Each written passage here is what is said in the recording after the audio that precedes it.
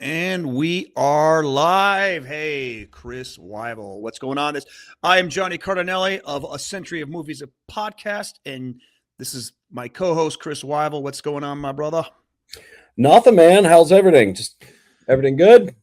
Busy as can be, man. I got into town 2 days ago. I fly out tonight. Oh, dang. Non-stop, brother. Non-stop. For those of you who don't know, I do stand-up comedy. I work a lot on cruise ships these days, and I am gone all the time. But it's nice to be home for this. So what's going on with you anyhow? What's going on down Yeah, here in Charlotte? yeah, normal stuff. Getting ready for the heat to turn up here. It gets super humid. Yeah. Dude, that southern humidity. Still adjusting after almost 3 years. Still can't quite get used to it. Have you been in Charlotte for 3 years? Almost, yeah. My God, time flies. I was just about to ask if this was your first summer there. That's how Oh out of my I am. Yeah, no, it's I think this is my third summer. And yeah, it never gets easier. From California, the two biggest adjustments, the humidity and finding a good margarita. Can't do it anymore. Yeah. Well, yeah. Yeah, I mean, I'm flying to Miami and going to the Dominican Republic tonight. So I'll be there tomorrow. So I know all about the humidity, brother. Yeah, you do. Yeah. All right. So let's get into so we went from our last month, we did network. And this month, that was my call. And then this month, your call, the social network. And there are some similarities in vibe and dialogue-y stuff to these movies. But what was your history with this particular movie? So I saw it once in the theater. I'm a huge David Fincher, Aaron Sorkin fan. So this was kind of like the merging of two of those. I remember I really liked it when I saw it in the theater. And then I know we're going to get into it. But it was cool to watch it again, especially 16 years later or something like that, especially after what Facebook has become and all these other things. So it was very interesting to go back and be like, oh, okay, that's how it started. Okay, ish, of course. I pretty much have a very similar story, except I know Fincher and Sorkin. I was never like, oh my God, I love these two guys, only because I didn't know enough about what they did.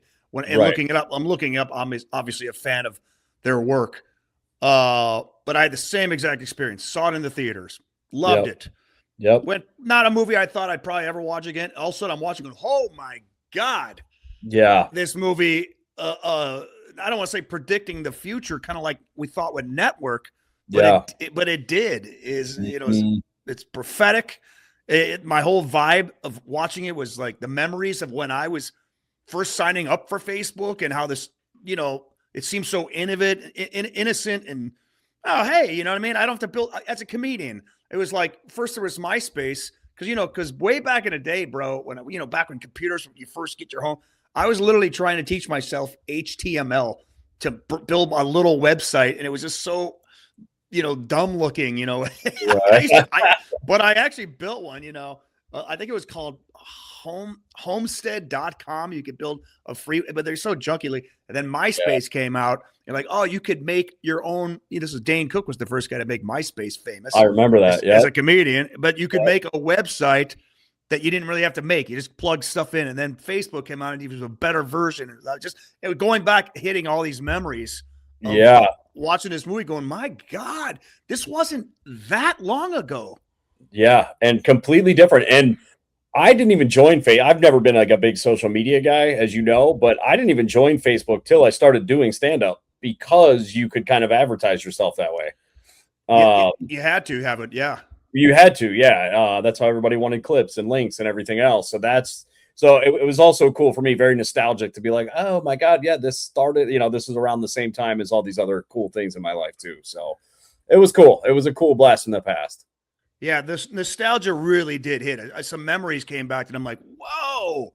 Yep. Didn't expect that. It's just because we were at the age where we're not as young as the young kids coming up with this stuff. And I'm a little bit older than you, and it was like, it was just weird because like the Zuckerberg age, when all these people his age were creating all this stuff, and changing the world. And it was just, I was a little bit older than Zuck and stuff like that, and going, wow, it's like, I wonder if I had been the same age, if I would have been more into, I felt like I lagged a little bit behind too. Like, oh, I got to get Facebook now. Other people got it. I better get one, and Yeah.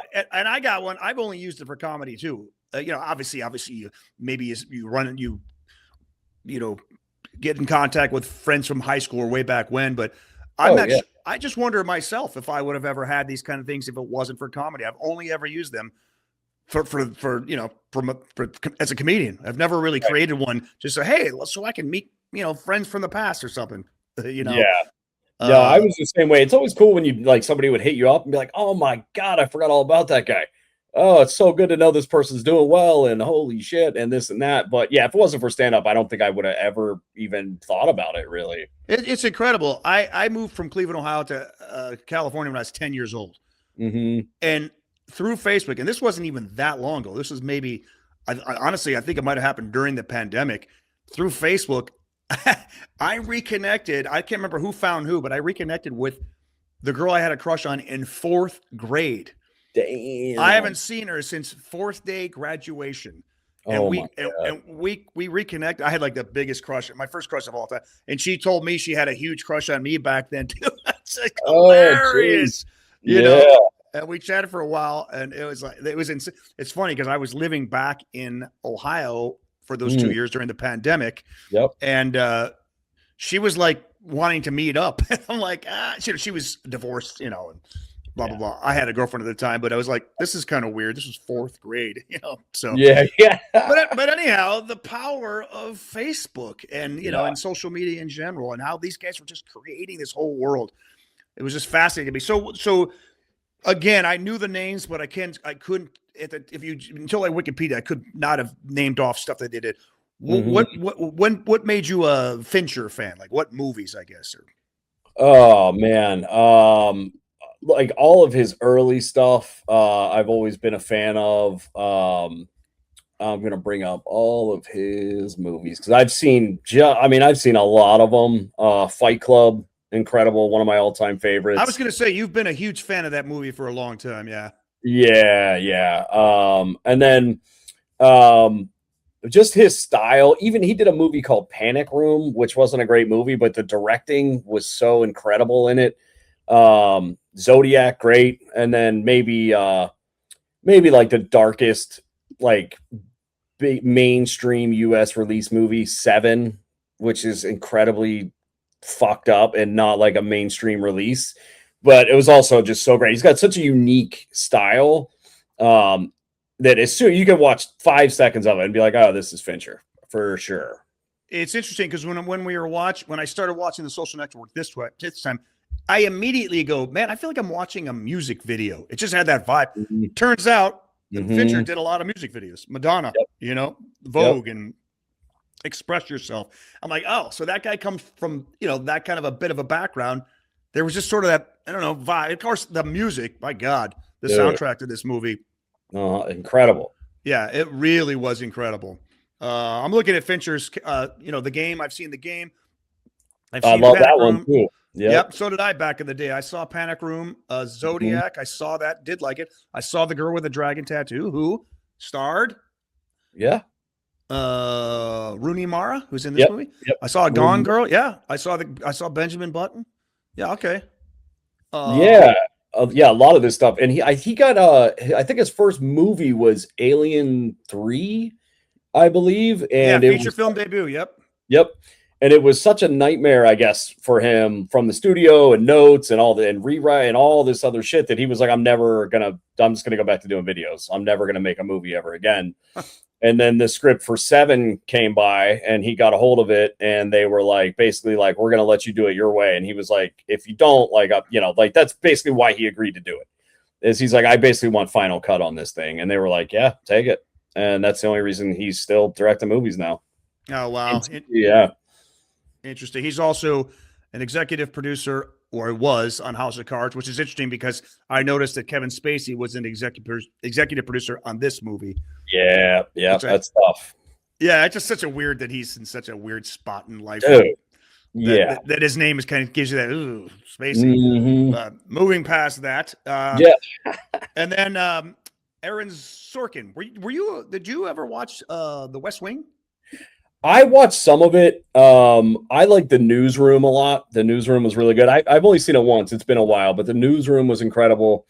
And then, of course, A Few Good Men is just, just astounding. And, he's another one that's also, you can almost tell just from like the pacing of the dialogue, even if you don't know, you can be like, this feels like Aaron Sorkin. There's such a great rhythm to it, and so he's also got a really unique and cool style for sure. I think he's one of the best screenwriters, of the last 50 years, probably. Oh, I agree. And it's funny. I'm looking at his thing. I need to go back and just binge The West Wing, but for whatever reason, that just escaped me. But Sports Night, I used to watch way back when. Yeah, that was a very underrated show, very cleverly written. Of course, A Few Good Men. It's funny that you say rhythm because I saw a little thing discussing Sorkin's writing style, and they said he writes very musically, and the guy even broke down how many syllables he uses as opposed to other writers, and how his syllables, there's a total wave and the way he writes that can almost be put to music. It was very interesting. So you're spot on with that. The very opening scene, which we'll talk about, that's the kind of scene that they were using to showcase how he does like that. So I mean, how he writes like that, and it's interesting. And then rewatching that scene, you're like, oh yeah, there it is. I mean, you heard the rhythm when you're watching, but now you can see it literally taking place. Yeah, I mean, this is like a who's who of fantastic young actors, by the way. Yeah, well, real quick, if you haven't seen Molly's Game, I have not. Very good. Not a lot of people saw it. I'm not sure why. Another just really cool, really well written movie that nobody really saw. So if you get a chance, I would check that one out. What era would that have been? Like 2000? 2015 maybe. Okay, so several years after this one. Oh yeah, and I believe he directed that one as well. It's really good though. It's cool funny because I was reading that he was thinking about directing this one until Fincher came aboard. Because I was like, why doesn't he direct? If he writes like this, it just seems like the natural progression to just want to direct your own stuff, when you're this powerful of a writer. But I guess if you're collaborating with Fincher, that's. Well, I feel like, you can be like, I really want to direct this one. And then David Fincher's like, so do I. And you're like, all right. Yeah, you could probably just do it. Why don't you just do it? Like, okay. And it's interesting because Sorkin, it was based on the book, The Accidental Billionaires, which was written mostly from Eduardo's point of view, who was the only guy he interviewed as far as the main players for that book. And he was interviewing while the lawsuit was going on. And then I believe Eduardo had to cut off all communication because of the signing non-disclosure agreements. Interesting. But the book was written from Eduardo's point of view, and Aaron Sorkin, he said he read like 3 pages, and he goes, I want to do this movie, and then he started writing the screenplay just based on a few pages. So this is a very fictionalized, showbiz, stylized version of the real story. And there's a lot of, who's right, who's wrong, what's the real truth inside of there. But it's showbiz, it's movies. What are you gonna do? But just incredible. Read like 3 pages of this book. He goes, oh no, this is what I want to do. And and I guess he's not even like Aaron Sorkin's not necessarily even a tech guy. He doesn't really like tech. But he even said this movie isn't about Facebook. It isn't about technology. It's about the people, friendships, betrayal, all that kind of stuff, which, it's classic. Yeah. Well, I remember an interview. He was like, I had never heard of Facebook. I don't know anything about technology. I could barely send an email, blah, blah, blah. And I read the beginning of this book and I was like, oh, this is Shakespeare.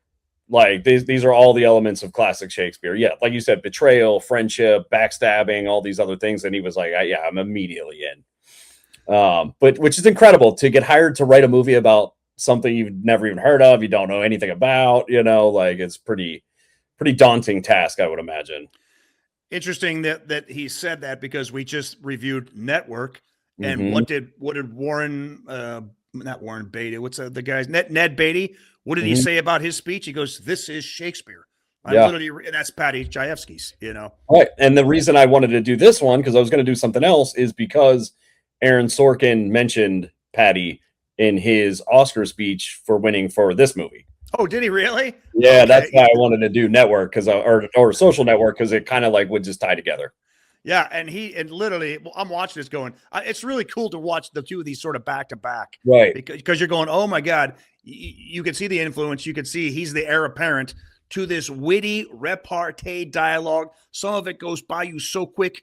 Yeah, I ended up watching it with subtitles because what am I missing here? You know, and you're not meant to get it all, at least not in one viewing. I don't think you can. It's just it just zooms by you, and so there came a point where I go, when I was watching it this time, going, wait a second, do I stop and read every line, or do I just sort of get what he's trying to say? And I just watched it the second way. I go, I don't want to analyze every word. Let me just, if I have to go back, I will, but I got to get the whole thing. And then Sorkin said, he goes, the first scene of every movie is supposed to tell you how you're supposed to watch the movie. And so that's why he's all, you know, basically we have Zuckerberg's character completely created right there in the first 5 minutes. You know, everything you need to know about him. Boom, right away. How he is, just in a conversation with his soon-to-be ex-girlfriend. It's brilliant. We'll get on to the first scene, but absolutely brilliant. Jesse Eisenberg, what'd you think? I remember when this came out, I don't think I knew anything about him really. When this came out, I might have seen him in one or two things. What did I think of him in this role?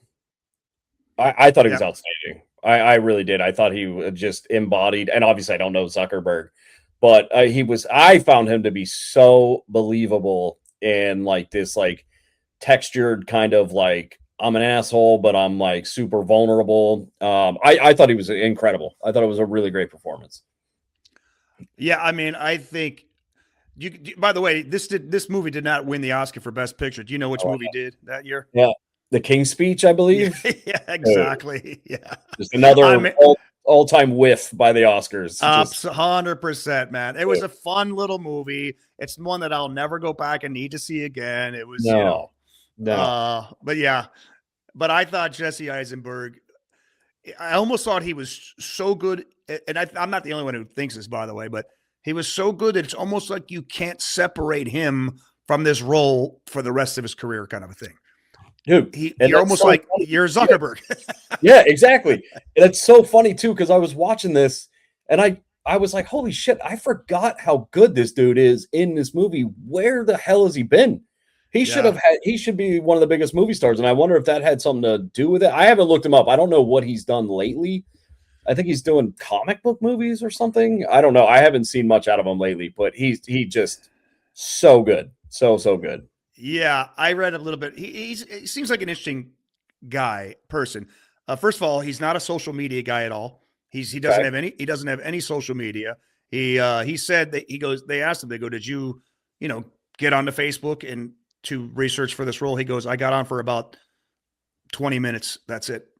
And I just which is almost kind of like, I mean, Zuckerberg which makes him kind of like almost Zuckerberg-esque. Although Zuckerberg was great at coding and all that stuff, he was socially kind of awkward in real life, but he was able to create this world on computers, So Eisenberg was just a perfect fit. He was, like you said, so believable.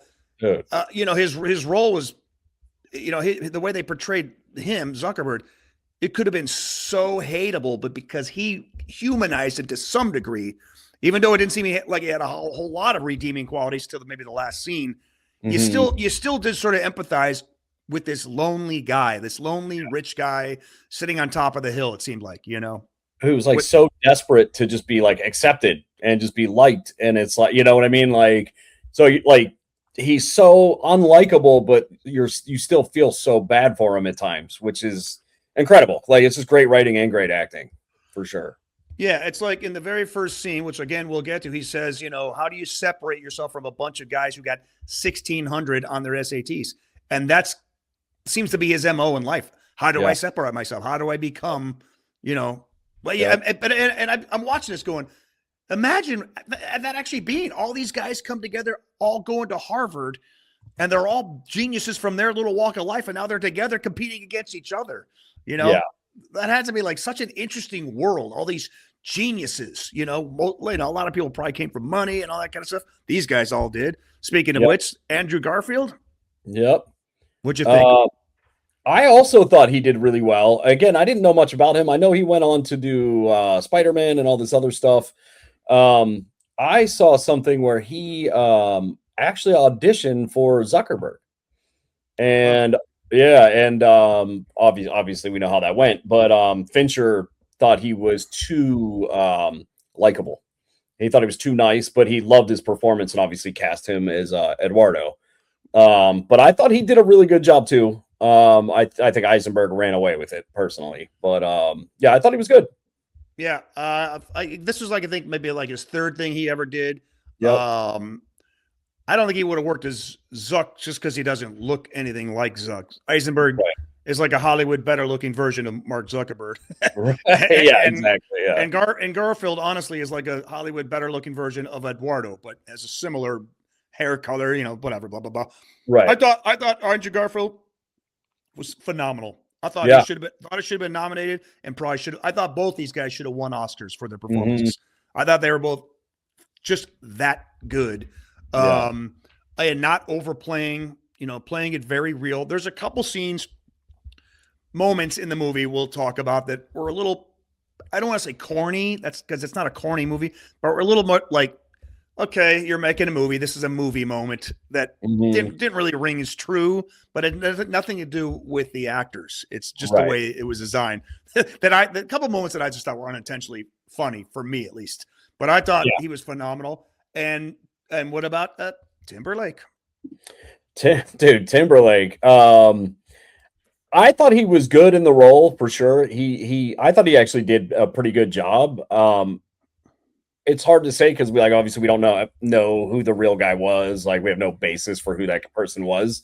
But I thought he was pretty good.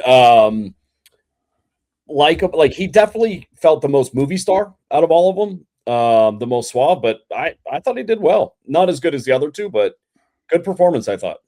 Which I honestly think you just nailed it, though. I think that's why he was perfectly cast, because he was the superstar of the three of those guys. In real life, though, he was. Those guys were the up-and-coming coders. He was the guy that already sort of made it. He was showbiz. They were wowed by him. At least Zuckerberg was. Eduardo kind of saw through him.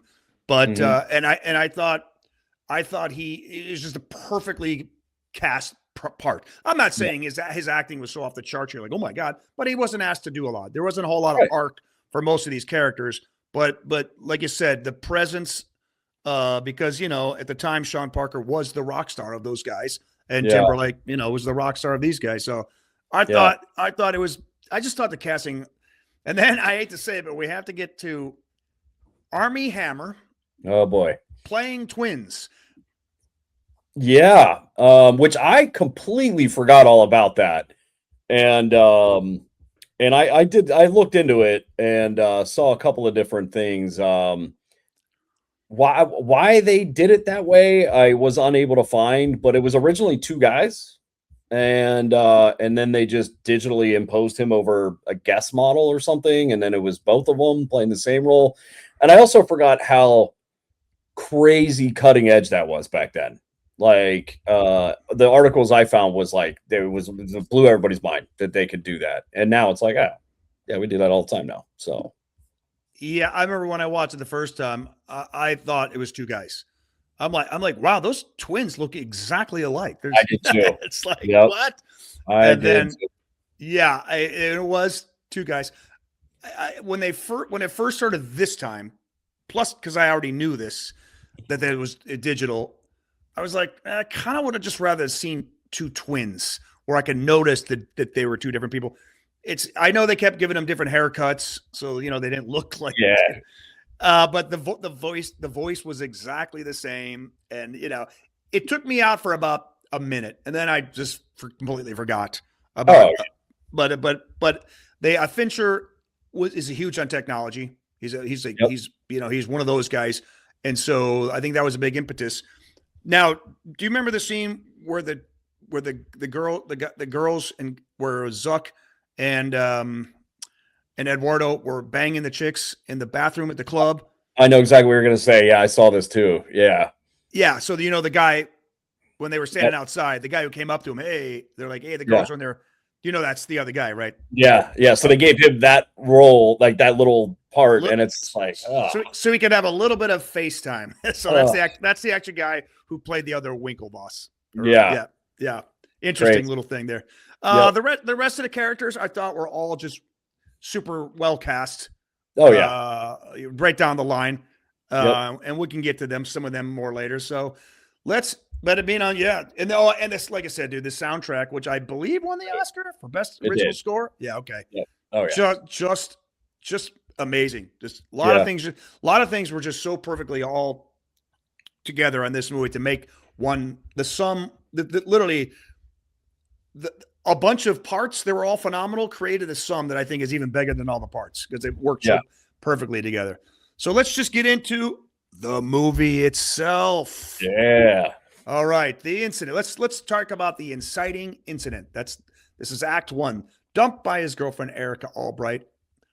A bitter Mark hacks into Harvard dorm systems and creates a crude rating site called Face Mash, crashing the university network. Now let's back up a little bit. Let's talk about that first scene, which was the incident at the restaurant. Brilliant.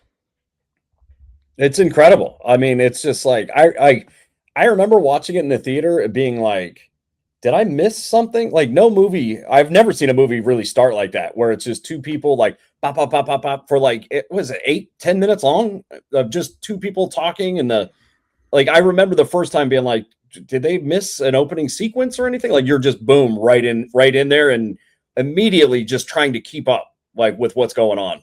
I mean, you're just like, she says there's so much great dialogue in that scene and throughout the movie, obviously, but she's like dating you was like dating a Stairmaster. And such I felt a great line. Yeah. Incredible. Yeah. And I felt like I was on a Stairmaster trying to watch that scene. It was just like, it was so like, well, yeah, like holy shit, we're just up and running right now. It's so good. I watched that one like 3 times. Yeah. Again, Fincher, Sorkin, that's exactly what they wanted. They wanted us to be keeping up while she's trying to keep up. Well, everybody's trying to keep up with this fucking guy. You know what I mean? Yeah. And right off the bat, I will say, and there's hard to talk anything negative about this movie. Yeah. But when I'm watching that scene, I'm going, no way. No way is this gorgeous, intelligent girl dating this asswipe. I mean, no way. Yeah, I know. I just, that's the one thing I will say about this movie is it's like a Hollywoodized version of everything that happened. Everybody is better looking than they are in real life. Wow. Every single person in this movie is great looking. It's just like, okay, guys. But anyhow, I'm watching this movie. I'm watching that first scene. That's the first thing I'm like, why is she even with this dumbass? Like just insulting prick of a guy. Oh, so many. He says so many things that suck in the opening scene. We're like, Jesus, dude. Like, oh my God. Like he's just and then she breaks up with him, obviously, and has maybe arguably the best line of the entire sequence.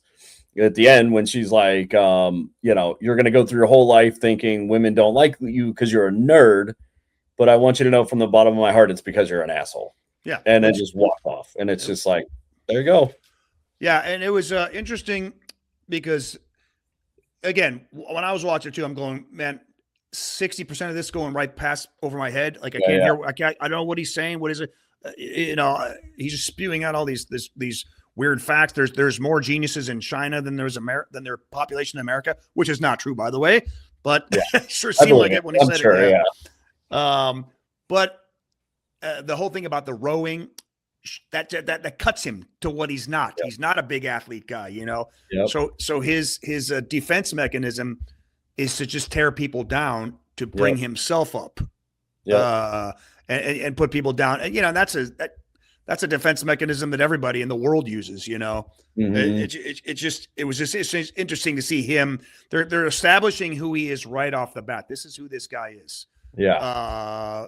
And just putting people down, trying to keep them below him so he can be, and and insulting her is the only way he could do it because she got him. She, you know, the rowing thing, and then she says that she was sleeping with another guy, and just a little bitch is what he was, to be honest with you.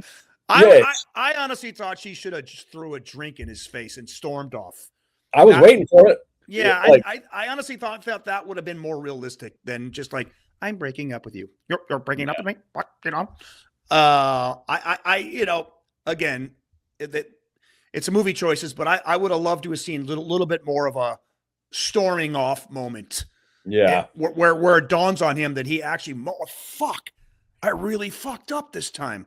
You know? Yeah, but he wouldn't have had that moment. You know, like I don't think he's aware enough to do that. But keep in mind, he did run home and immediately get on, blah, blah, blah, blah, blah. But then again, had she thrown the drink, he might, you know, then he probably would have been justified in maybe getting mean. This way here, this was probably a bet. In other words, they shot it properly because this makes him seem like more of a douchebag. Yeah.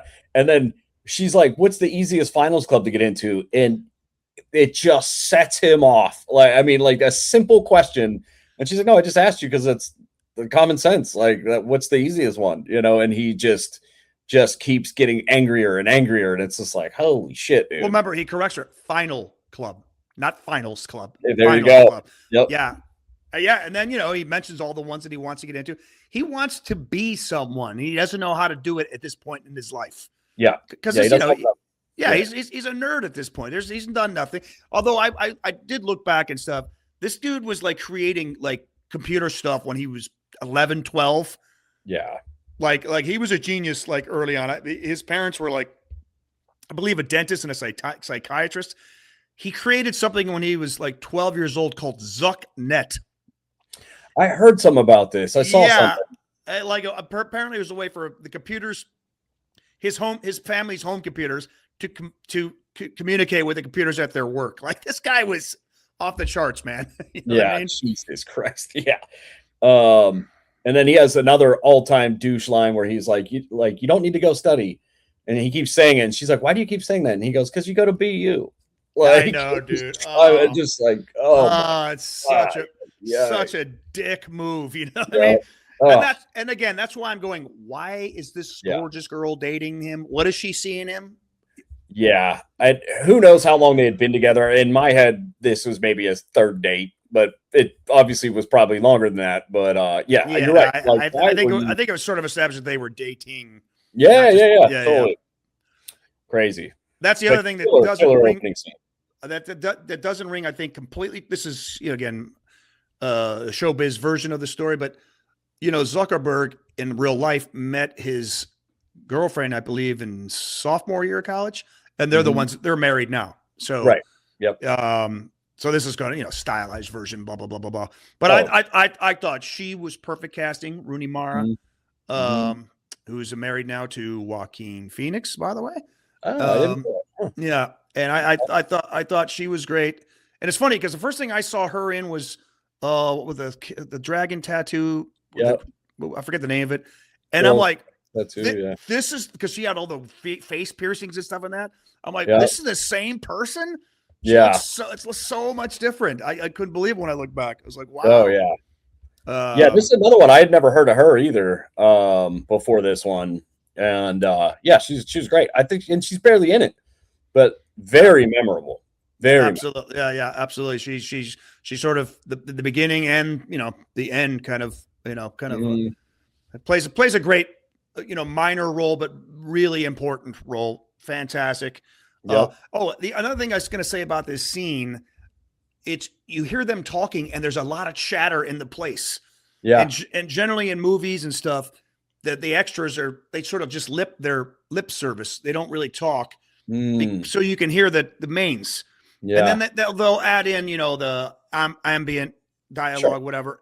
But he told the extras no talk. He goes, "I want this to be just like it actually would."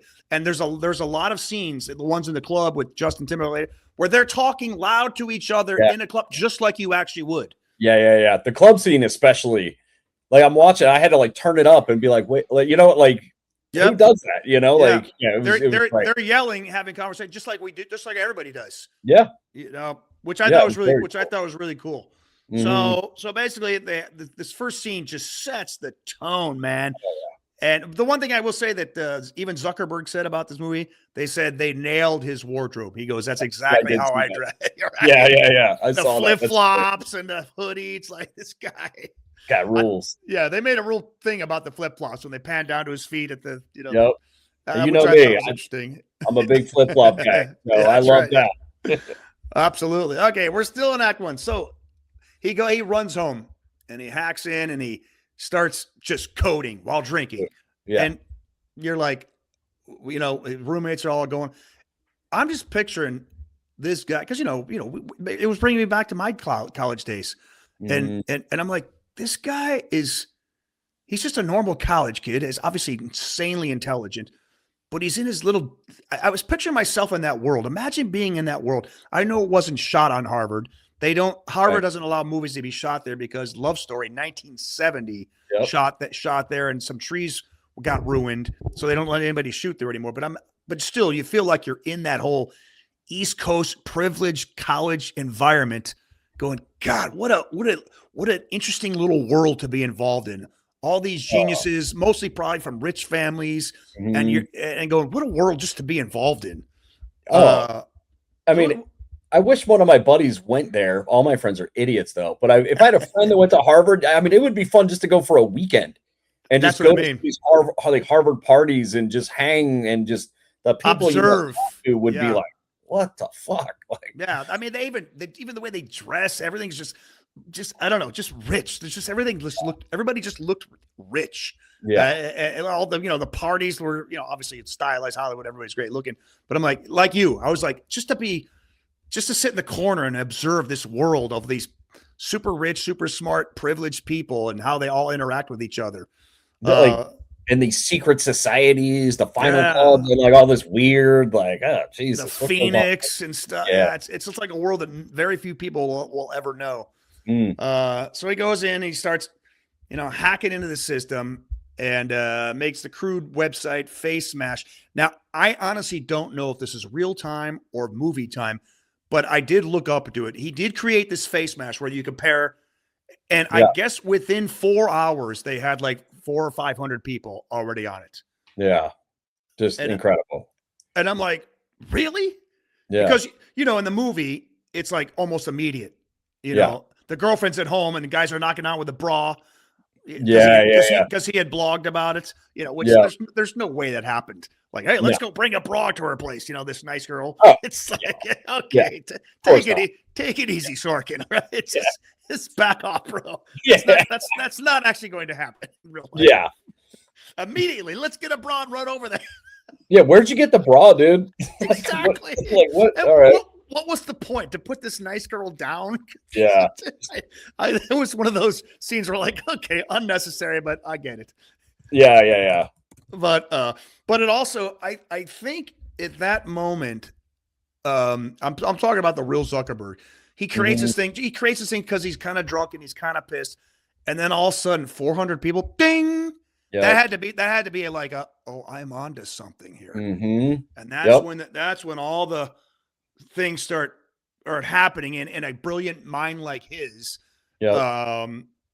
And we'll come to find later that he was brilliant at certain things, but it took other people to sort of help him expand. Everybody's got their specific, I guess, skill or what they're great at, and he was great at creating all this stuff, and it took other people to get him where he eventually went, which we'll find out. But I just think at that moment there, I'm just picturing this guy created this thing because he's pissed, and all of a sudden people are responding. That had to be like, what? Oh, yeah.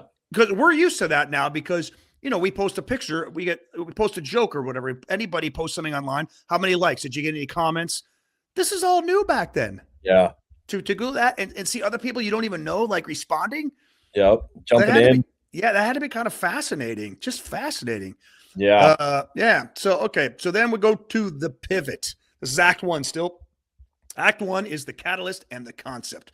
The pivot. The stunt catches the attention of Harvard upperclassmen Cameron and Tyler Winklevoss and Divya Narendra, who pitched Mark on an exclusive social network for Harvard elites called Harvard Connection. Now, this is all, from what I understand, 100% true. This is this part of the story. And this is where the gray area starts, is for me at least, as far as who's right, who's wrong, and all this kind of crap. Right. So the Winklevoss guys, very rich family. They come from obviously Harvard people. Yeah. And they had that. Do you remember when you signed up for Facebook? You had to have a college ID. Do you happen to remember that at all? No, I was way after. Yeah, so was I. But I felt like initially when I heard about Facebook, like you have to have a college ID to sign up for. That's when I first heard about it. I'm like, well, that ain't for me then.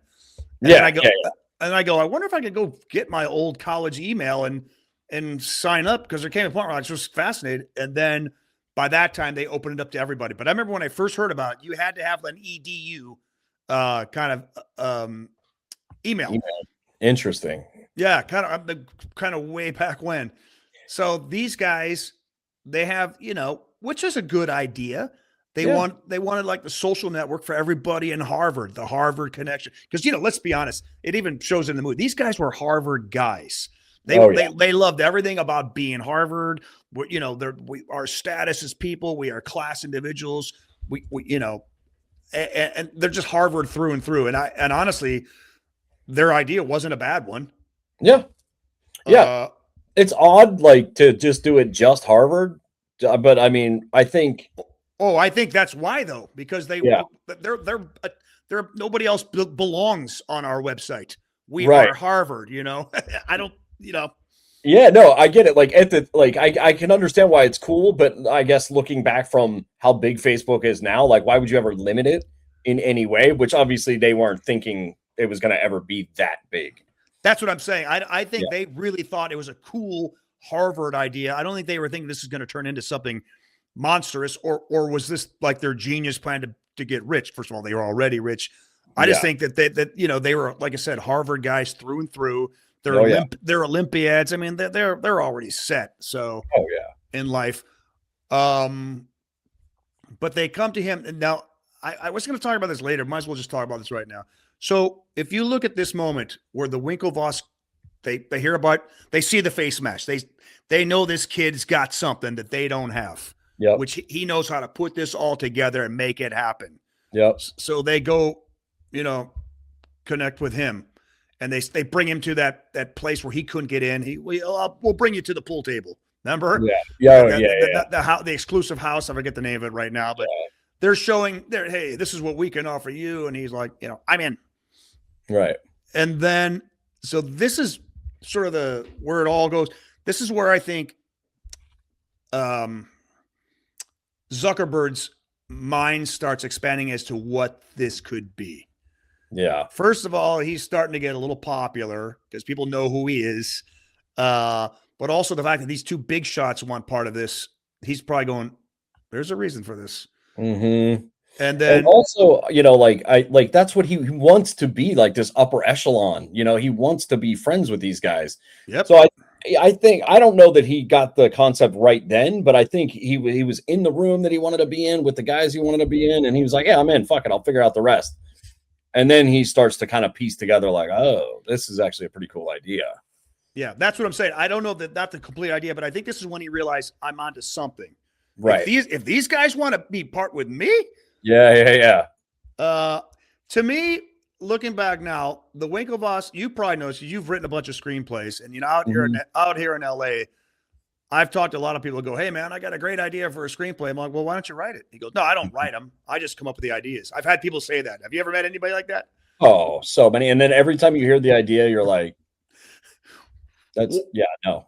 But not only that, though, it's like, okay, you woke up one morning and had an idea. It took you 5 minutes, but you've never sat down. You don't want to do the work, is what you don't want to do, which is learning how to just write one. But anyhow, that's what the Winklevoss were to Mark. They're like, hey man, we get this idea. Do it. You know what I mean? Yeah, exactly. We did the idea. Now you do all this and we'll call it even. And so initially, that's kind of, as I go back now, that's kind of what it feels like to me. And then of course that was just the springboard into what would become much bigger stuff. And then this is still in Act 1. Let's go to the betrayal. Instead of building their site, Mark uses their idea and teams up with his best friend, Eduardo, to launch the Facebook. Now, this is when at least according to the movie, he's not returning our emails. This is when it seems to me like Zuckerberg, again, we weren't there, who knows, but this is where it gets shady. Oh, yeah. Putting people off. But if you want to go, guys, I'm out. Right. I've come up with my own idea. I'm not using your coding, but goodbye. Then do that. But to keep these guys hanging on, that's where I think they had a right, and that's why I'm glad they got paid eventually. Yeah. Oh, yeah. It was sketchy. Like all these weird excuses. I've been coding for 30 hours. I got to sleep. Like, you know what I mean? Yeah. They had every right to be like, this is fucked up for sure. Yeah. There's something wrong. And there's they've released, I saw some actual texts that went on back then. Actually, not from the movie, the actual text from Mark Zuckerberg. And he was kind of a dick, man. I believe it. Yeah, I mean, who knows? We're all talking. I'm not sure any of these people are saints. They're all billionaires. So, nobody crying tears for any of them. But like Zuck was a cold, calculated fuck, man. He knew certain things and he kept it to himself and didn't let anybody in. And that's eventually, of course, what happened. But this is where the start of the evil Zuck, in my opinion, happened right here. When he's got, all of a sudden there's more than just him coding at home, drinking a beer. This is like other people are involved now. And now he's protecting, now he's getting insular. And, if you even watch the movie, and I went back and looked at these scenes, Eduardo, I think, was a genuine friend. Yep. Liked him. I think Zuckerberg, almost there's a bunch of different scenes where Zuckerberg, Jesse Eisenberg, the word need, I need money from this. Hey, I need you to do this. Hey, it's like he needs. Yeah. We're not friends, bro. I need this from you. I need this from you. We need to get this to make this happen. It's just, and I'm not even blaming him. This is just the way this dude's mind works. Yeah. He's almost like a robot for success. Yeah. And he's gonna get success. I don't know if he'll ever be happy, but he was built and driven to be successful. That's how I see Mark Zuckerberg, just driven for success. Yeah. And that's exactly what he got. Exactly. Oh, big time. And a great example of that too is like he's obviously got the jealousy thing when Eduardo starts getting invited to the final club or whatever. Phoenix. Yep. Phoenix club. And then he's like, we need to expand. I need your email list from the Phoenix club. Like he's, you know what I mean? But he knows that that's going to hurt Eduardo's chances to get in. Eduardo even says, I don't think they're going to like me spamming these guys. And he basically is like, well, that's what I need. And like, he like uses it against him. So he's like very, very devious. And who knows if that happened really, but I wouldn't put it past him for sure. No, calculated. You know, and even when he goes, hey man, I got to round 2. He goes, well, don't feel bad if you don't make it past this. Just never just like, hey man, congratulations, bro. That's great. Yeah. I know people like that who are not, I'm out here and you've been in Hollywood. I live in Hollywood. There's a lot of people out here that are not happy, especially in the stand-up comedy world, to see other people's success. Oh yeah.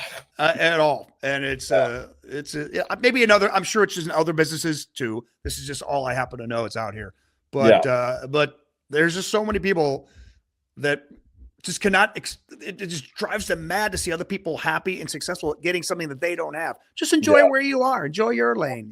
Yeah, exactly. Hey, there's plenty for everybody. But if you go back and look again and watch, the signs are there early that Zuckerberg was not like a great friend to Eduardo. At least presented in the movie. It is all about I need, and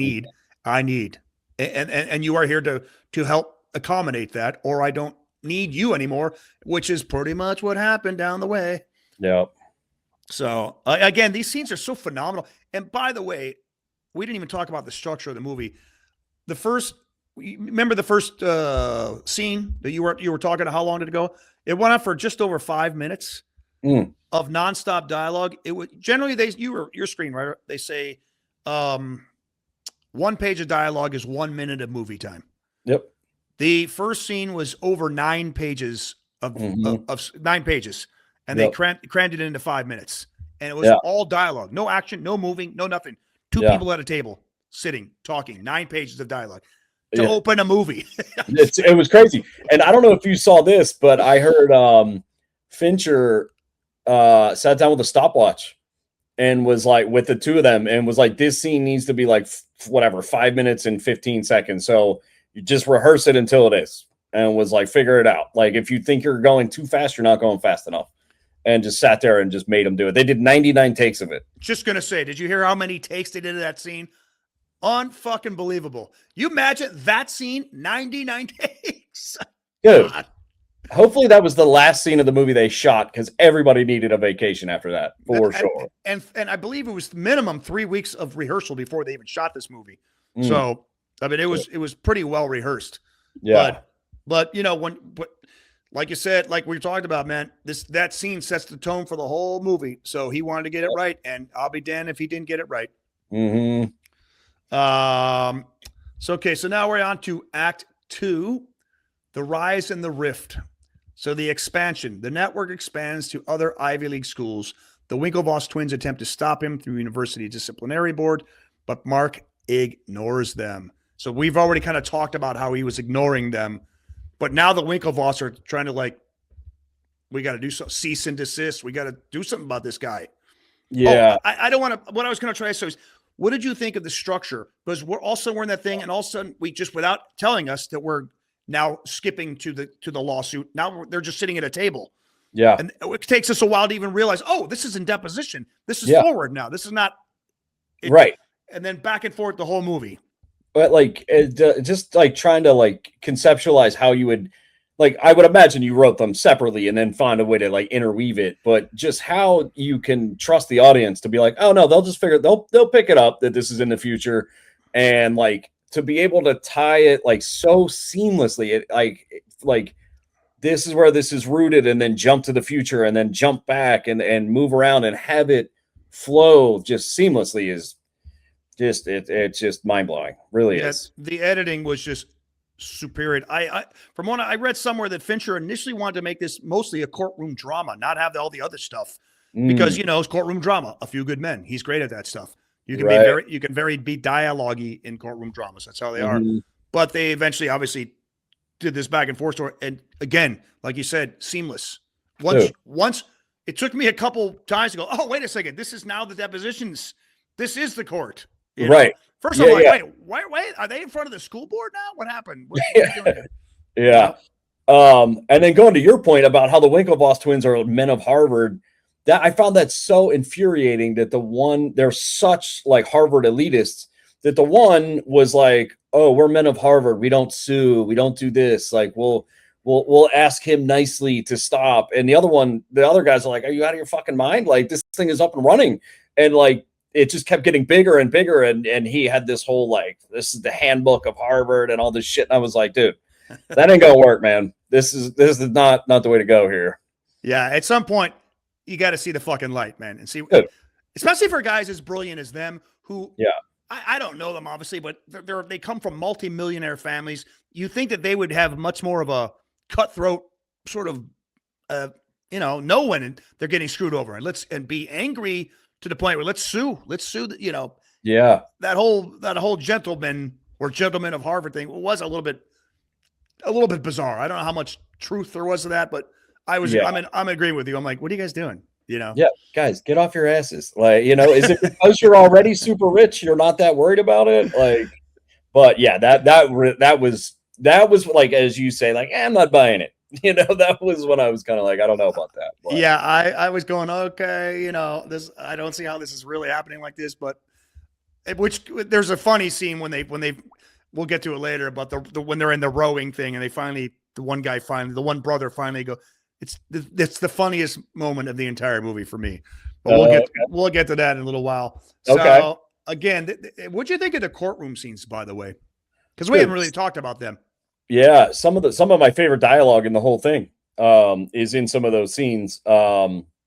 like I believe it's the first one where they're like, they ask him a question and they were like, "Are you sure? Remember that you're under oath." And he's like, "Oh, this would be the first time anyone's ever lied under oath."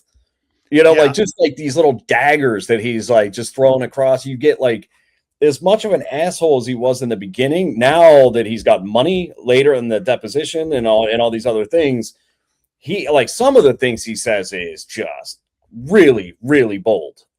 Just cutting. Mm-hmm. Oh, dude, like how little he respects or gives a shit about anybody in the room. But yeah, arguably my favorite dialogue outside of the first scene is in those depositions. Yeah, I'm with you. It also at this point here, and they kind of show it in the movie. At this point, he doesn't have any friends. Yeah, he doesn't have a girlfriend. He doesn't have any friends. He's got money, and that's it. Yeah, and it makes you wonder the real. When I'm watching this, I'm wondering if the real Zuckerberg. Now, obviously stylized, but he lost friendships over this, and you just wonder these guys are like 22, 23 years old. They're not even men going through all this stuff. It's mind-boggling to me just what must have been going on. I just was trying to picture the real Mark Zuckerberg sitting like in his car after leaving the deposition and just by himself going, I'll never have to work again. I'm 24 years old. I don't ever have to. I have more money. Like I said, I mean, he could see a building across the street. I could buy that building right now.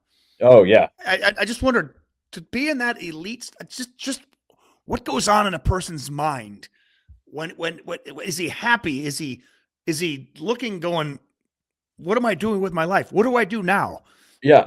What do I do for happiness now that money will never be an issue, which is all that drives pretty much anybody in life.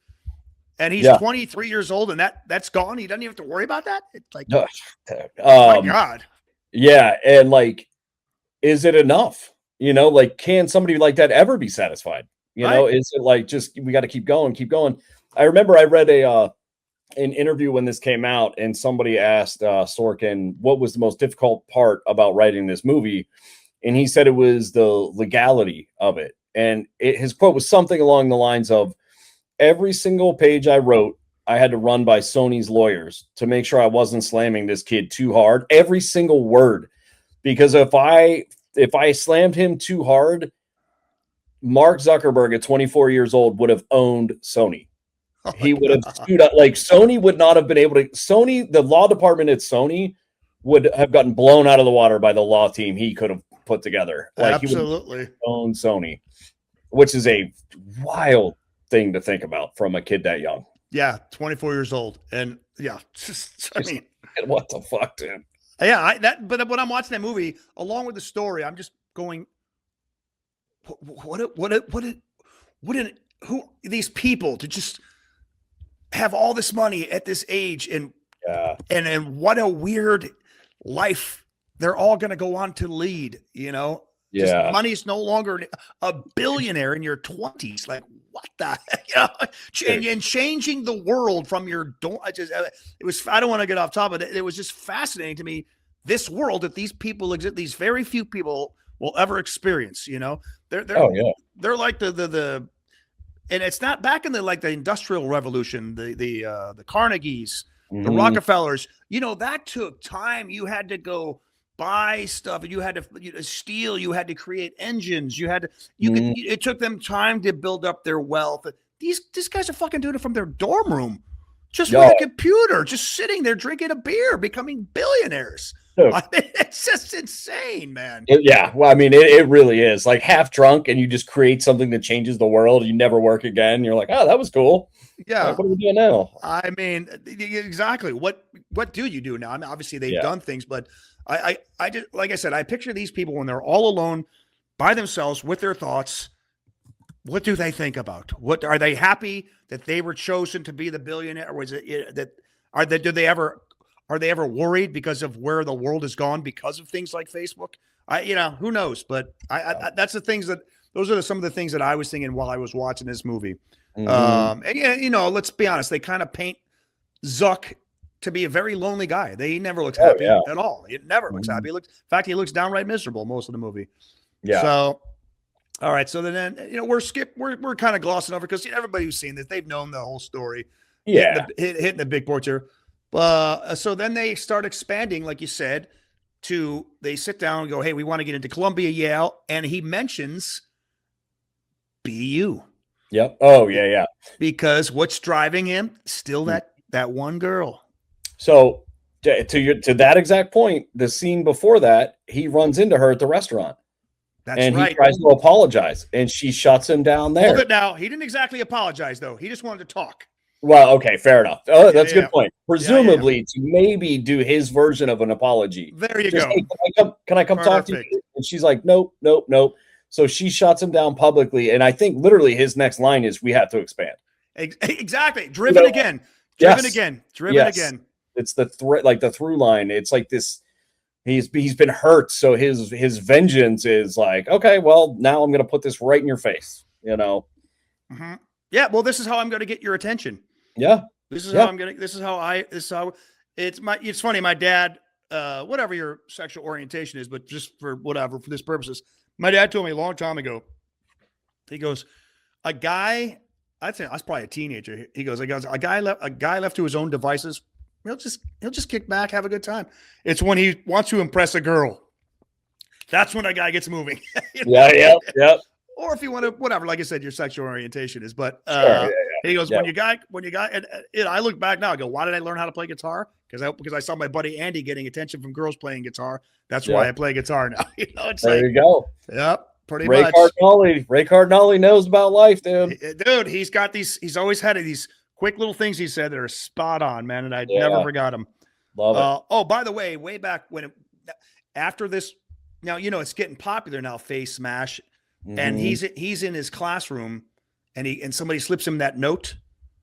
Yep. And he opens it. What does it say? It says, "You dick." Yeah. Initially they wanted to say "you fucking asshole" or something, but this movie was initially going to be an R-rated, but they wanted to make it PG-13 because who's going to want to go watch this movie? The young kids that are on Facebook. So they wanted to make sure it was. That's why they changed it to "you dick." Interesting. And there's another change they made later that I've already sort of mentioned. But we'll talk about a little bit. Okay. That to keep it under that as well. And by the way, I don't want to get off topic, but since we are doing a podcast, fuck it. So when I was watching this movie, and we were talking about nostalgia, right? Yep. And around when this movie came out, I was performing at a lot of colleges. I do stand-up comedy, as you guys know, the listeners. And I was performing at a lot of colleges all over the country. And mostly what I'm performing for is 17-year-olds. Not the 20-year-olds or 21-year-olds. The freshmen that have nothing else to do. Let's go see a comedy show. Because they don't know anybody yet. It's once you've got your colleges, you're off with your crew, you're off with your people. You get the younger people that are just newer to college that generally come to your comedy shows. So they're even younger than most college, the youngest of the college freshmen. But anyhow, I remember one time I was asking them, I was making a reference in my act. I don't know what year this was, but it probably would have, I'd say 2015. Let's say maybe a few years, let's say 2015. So I was in college and I was making a joke about Facebook. I go, hey man, when you post on Facebook and somebody in the audience goes, we don't use Facebook. I go, what? She goes, our parents use Facebook. I go, what? I go, so wait, what do you guys use? And they're like, Instagram. And that's when I realized Facebook was probably 5 years old at this point, and it was already passe. Because I remember now, comics used to do jokes about it. Man, Facebook was cool, and all of a sudden my mom's on it commenting on my pictures. It became like the old person's social media platform, like so quick. And that's when I realized the cutting edge of these young kids coming up. This is their language that they speak. I'm playing catch up, They are up knowing about this stuff, knowing what's new and trending way before I am. And so when I would go to colleges, I'd ask them, I go, what are you guys on now? What social media? That's how I learned to stay sort of up to date. Listen to these 17-year-olds tell me this is the one we're using now. But I remember that was like a slap in the face. They're like, wait on you. Our parents use that. I'm like, what? Yeah. You're like, wait a minute. Well, a perfect example of that. Remember we were on tour and my mom on Facebook was chiming in on every photo. And that's our parents just loving Facebook. Yep. It was amazing how quickly it went from college to, you had to have a college ID to sign up for this. Like 2004, 6, something like that there. And like 5 years later, we don't like this anymore. It was for old people. Yeah, exactly.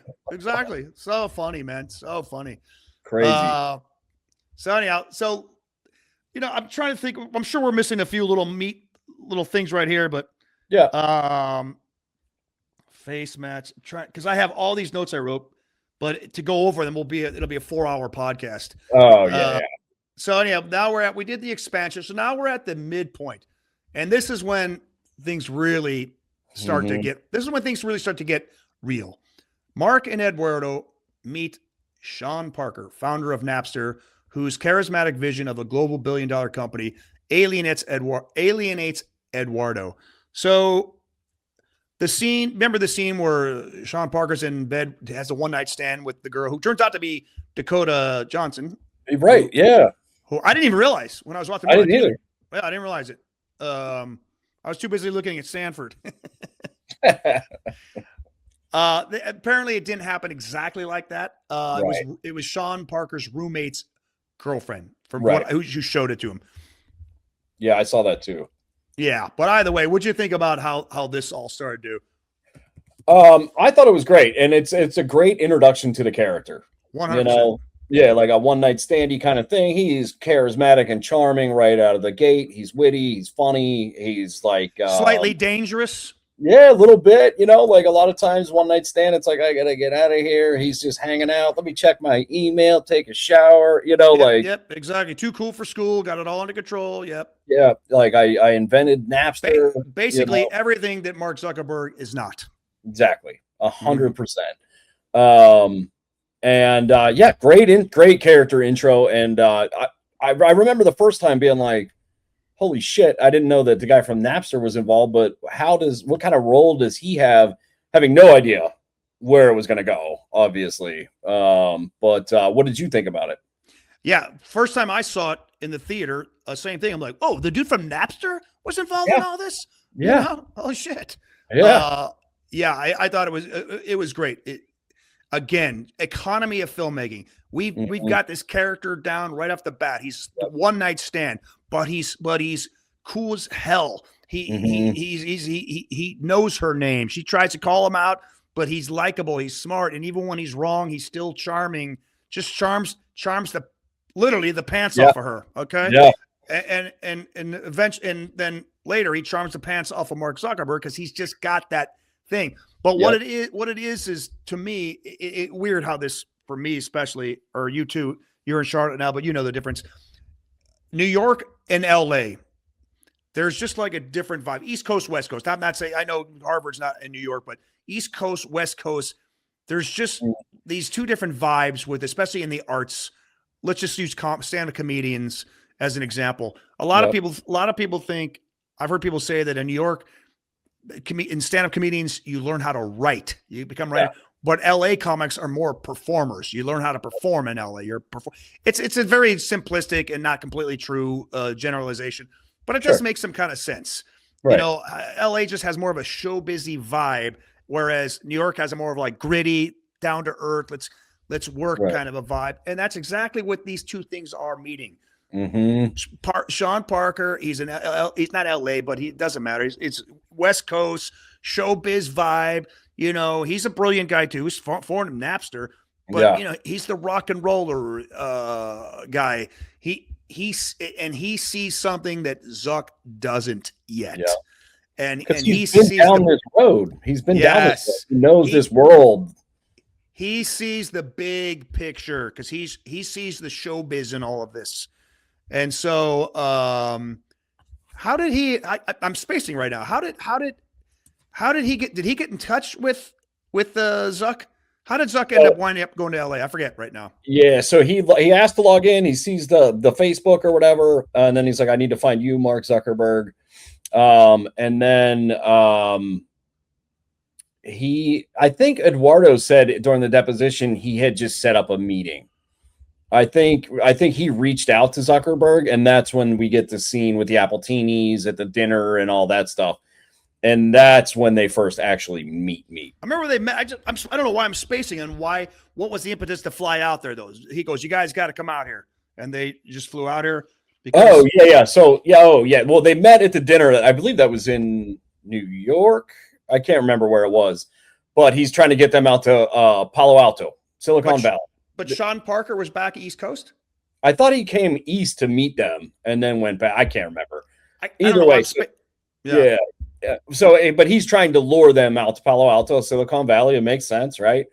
And that's what creates like the big rift in the entire thing. But yeah, I thought he just reached out and set up the meeting. I could be wrong, but and even when they move from Harvard to Palo Alto, like to your point, they're in like their dorm rooms and these little like shitty kind of places. And then they rent a house in Palo Alto and it's got a pool and everybody's drinking. And it's like the difference again, East Coast and West Coast, like they're having pool parties and video games. Everyone's smoking pot. Back East, everyone's huddled in these little rooms, just coding and stuff. So just more East and the difference between East and West Coast on that stuff.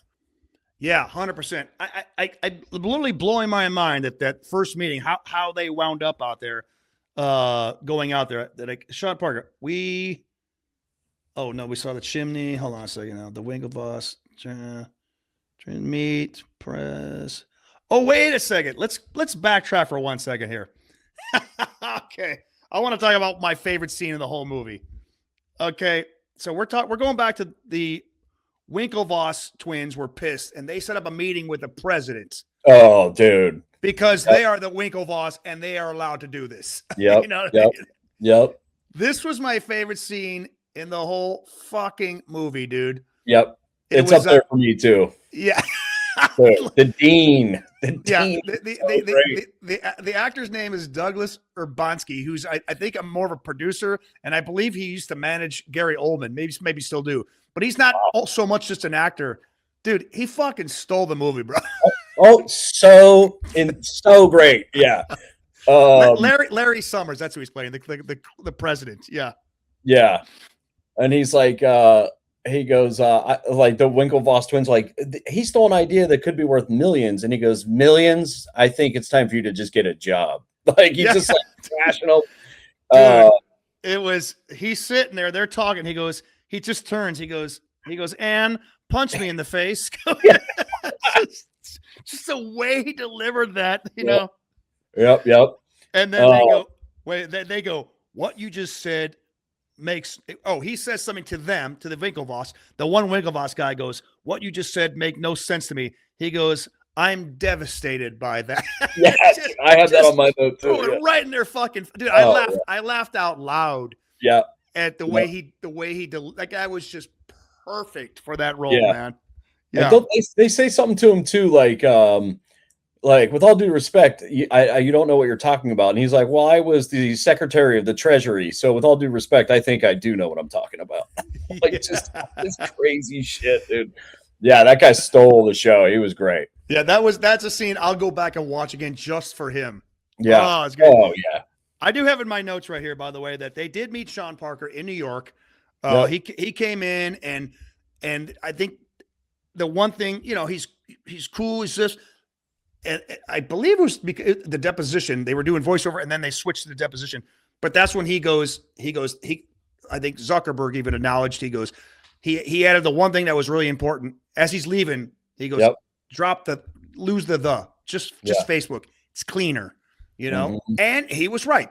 You know, he was right. Totally. He was right about a lot of shit.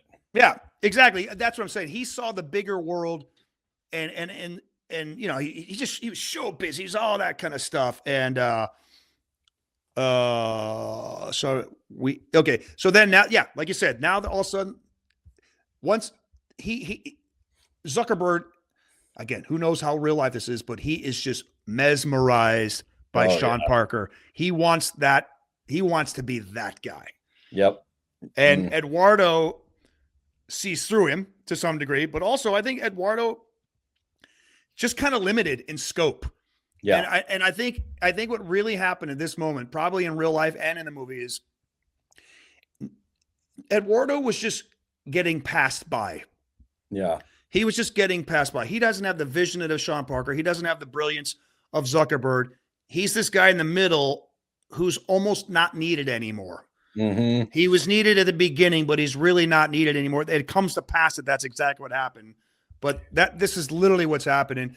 And he's trying to hold on, and he doesn't like Sean Parker because he doesn't understand this guy, or maybe he does understand this guy is he's bigger than I am, And, yeah, I agree, and I think that's what I think he's realizing. Like, oh, this like Zuckerberg wants to be him, and Eduardo wants to be like him. Like, oh, I want to be this business savvy.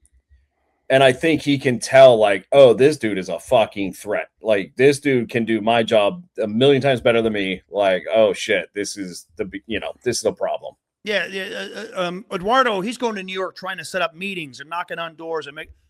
Sean Parker's already there. Oh, he's calling meetings. He's going, no, guys, tomorrow, 7 p.m. You know what I mean? Oh, yeah. And that's what I'm saying. I think Eduardo realized he's a small fish. And Sean Parker's a big fish. Big time, yeah. And I mean, it makes sense. This kid is like 20 or 21, like how could he be, a Sean Parker who has been down this road? And well, I mean, Sean Parker's the same age as these guys, maybe 2 years older, 3 years older. But yeah, but what I mean is, like, he's started a business. He did Napster. He's dealt with capitalists, and like Eduardo's like, oh shit, like this is a fucking problem, dude. Right? Yeah, Zuckerberg's got a skill that Sean Parker doesn't have. Sean Parker has a skill that Zuckerberg doesn't have. Eduardo's kind of like he doesn't have either one of the skills. Right? Yeah. He's a money guy. Yeah, he's getting passed by at this moment, and he knows it. I think deep down, so he's clinging. But they go out there to Palo Alto, and they're in that, like you said, they're in that house. Now it's a party scene. It's a pool in the backyard. Yeah. Totally different than East. And by the way, I think they even shot it differently. The coloring, East Coast, it was kind of saturized, give you that East Coast kind of. All of a sudden, it's bright, it's colors, it's vibrant. Yeah. Now we went from dusty Kansas to to Oz. We are now in Oz. Right. Yeah. Essentially, super colorful California. The party's happening, and it was then, like you said, then they have the meeting in the club with the Appletinis, and this is when Parker comes in and just it's on now. He's showing. He's just wowing Zuckerberg with this whole thing's a plan. Yep. You know what I mean? Hey, Mark Christie, he knows the girl's name. It sits down. He's just got it all. And again, this is the scene we were talking about earlier. There's a lot of noise. They're yelling. This is all part of the plan. They could have held this meeting in a coffee house. Now, this is Sean Parker showing this is where we are now, guys. I'm rock and roll. Let's make this rock and roll. Yeah, come with me. I'll show you how to get there. Get on board. Yep. And also, it's just he knows, I don't give a fuck about Eduardo. I need to wow Zuck. That's all that matters. And that's exactly what he did, and that's why Eduardo's trying to see through him. And then this is one of the coolest scenes in the movie when they're talking about millions and Parker goes, a million's not cool anymore. You know what's cool? And then they cut to the deposition, and it's Eduardo going, $1 billion. Yeah. It was like that, man. That hit hard right there. That was such a great cut. Yeah. And again, I'm watching the movie going, man, these guys are all in their 20s, and they're literally on the verge of being billionaires. Could you imagine just going to bed at night? Just what goes on in your head? Yeah. That's what I kept visualizing. Oh my, what do these guys do? It's just like, they've got to be just walking on air, even though they're going through all this stuff, knowing at the end of the day, they're all going to be loaded. It's like, gosh, damn. What an interesting world to have existed in for those guys. Like, that would be awesome now, let alone at 25. You know what I mean? Like, Jesus Christ, dude. Oh my God. Billionaires in their 20s. It's just, it's incredible to me. Just again, watching about that. There was one scene in the Appletini scene that did kind of crack me up. It was just kind of an editing glitch, in my opinion. It's really hard to catch, I guess. They get there with the talking, and then Sean Parker goes, "We need some drinks, waitress," and she's literally right there.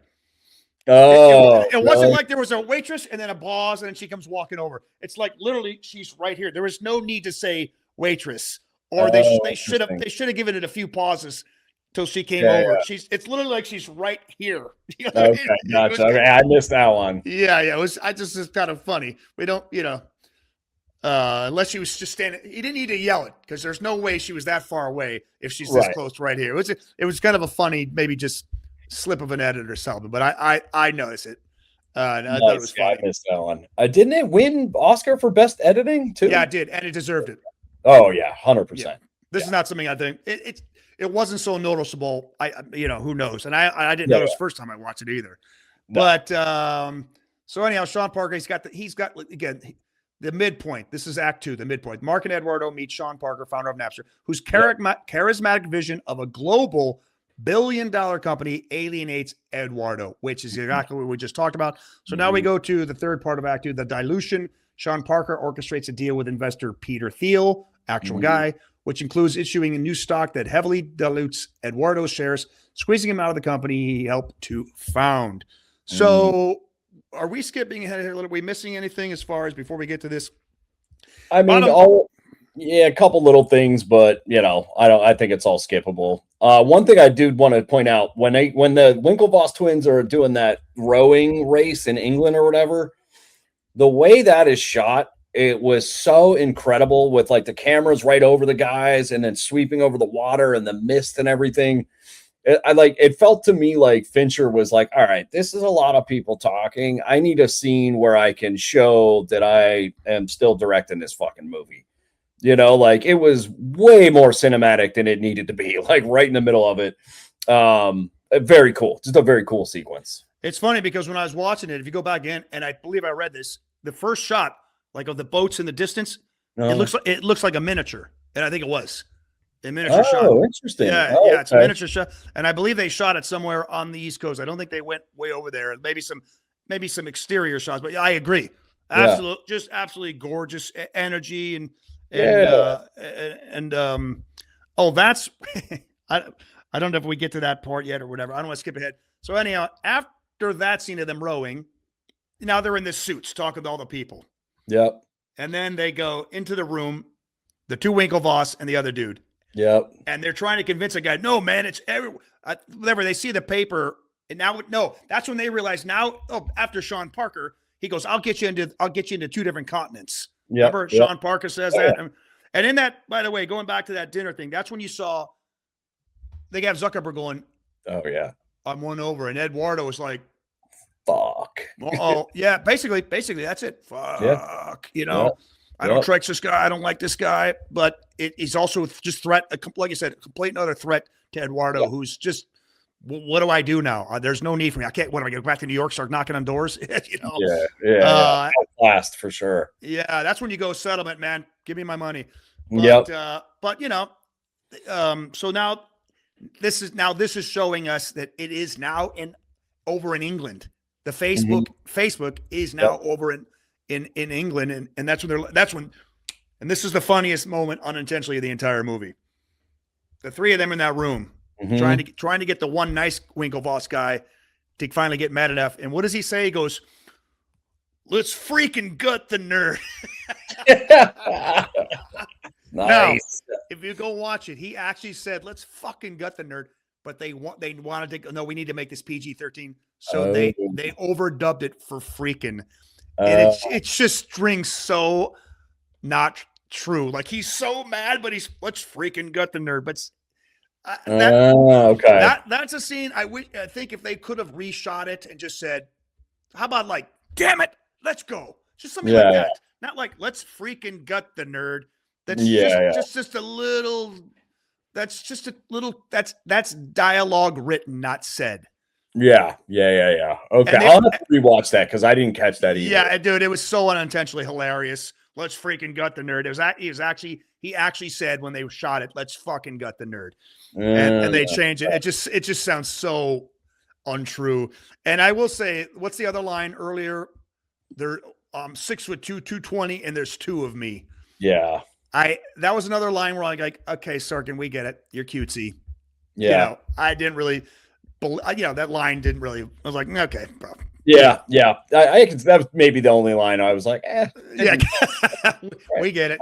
We're trying to show but off. It's probably very true to the Winklevoss twins. That's probably something that they have said. Maybe, yeah, I guess so. I mean, but like I said, when I heard it, I'm like, nah, okay, bro. Yeah, I get it. All right, so now they're doing the meeting. So basically, they take the meeting with Peter Thiel, who was an investor. He invested $500,000. Pretty good investment. Yeah, right there. Oh. Imagine again, you're 20 some years old. You walk out of a meeting, somebody goes $500,000. We're in. You're like, what?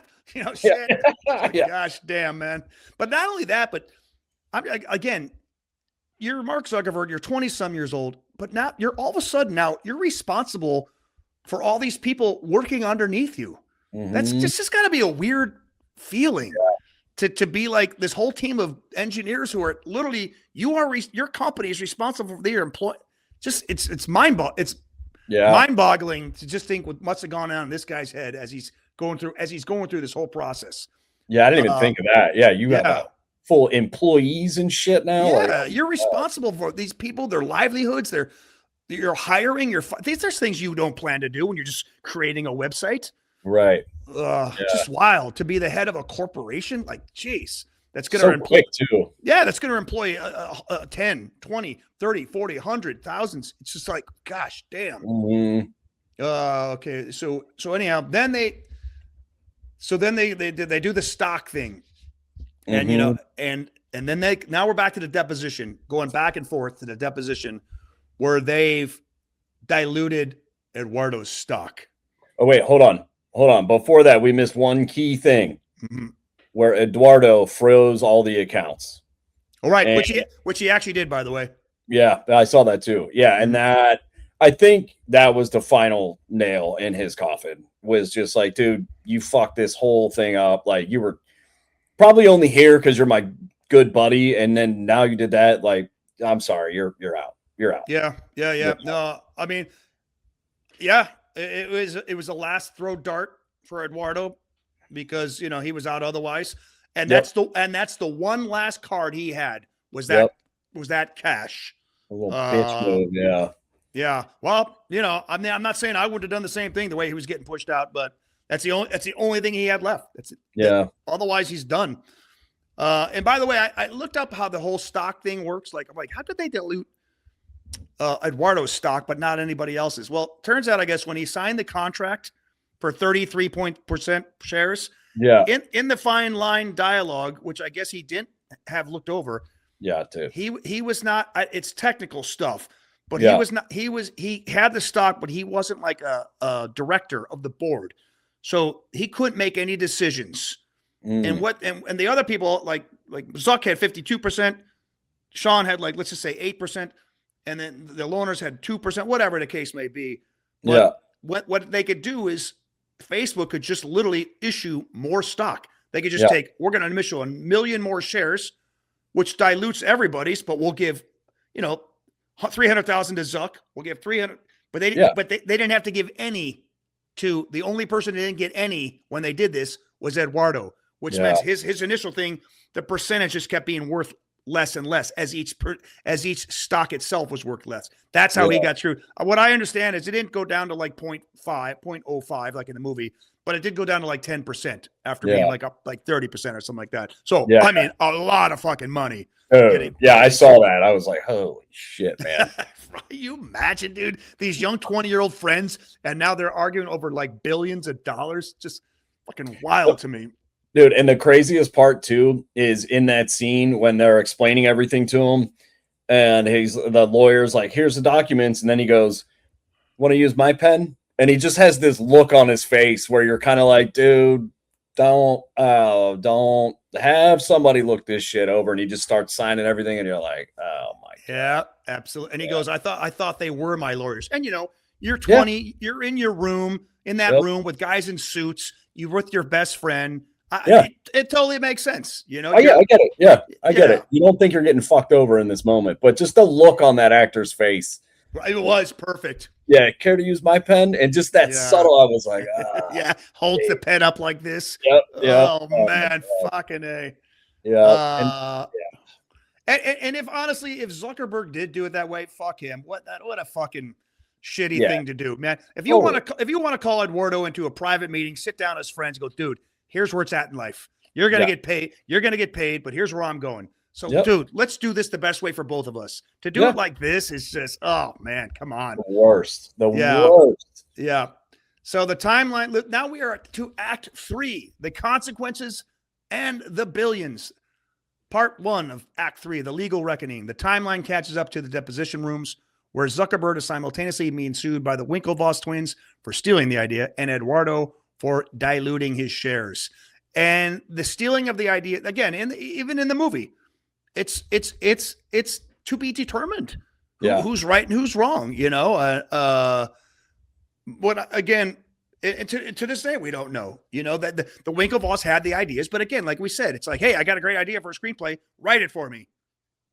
Yeah. And he says the line: if you could have created Facebook, you would have. Yeah. You couldn't, so you didn't. I did. Yep. I didn't use your coding. Like I said, had he been more forthright with, hey guys, I'm out, then he might have not had to go to court like this. But there came a point where I'm just going, I'm talking about the actual Zuckerberg. Yeah.